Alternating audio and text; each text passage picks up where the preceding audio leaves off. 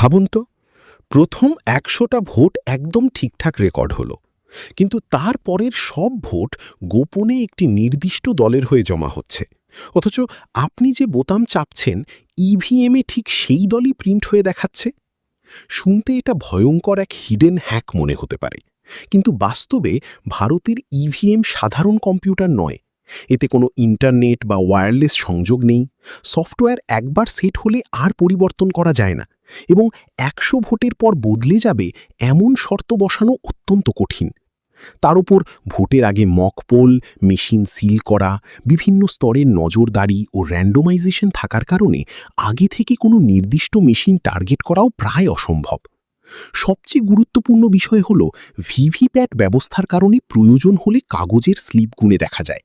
আর যদি কখনো ইভিএমের ভেতরের গণনা ও ভিভিপ্যাটের মধ্যে অমিল থাকে, সেটা সহজেই ধরা পড়ে যাবে।